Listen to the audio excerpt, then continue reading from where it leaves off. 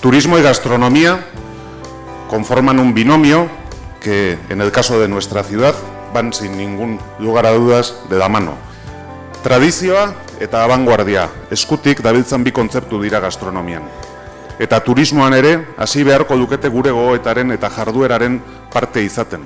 Turismoan ere, berrikuntza sustatzeko gai izan behar gara, eta eredu iraunkorrak eraikitzeko gai izan behar dugu. En el ámbito turístico debemos incorporar conceptos como el crecimiento sostenible, en lugar del crecimiento ilimitado.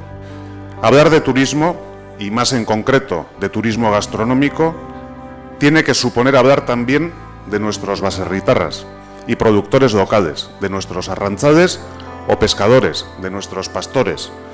Todos ellos constituyen la auténtica cadena de valor que hará que el modelo que construyamos sea natural y asumido.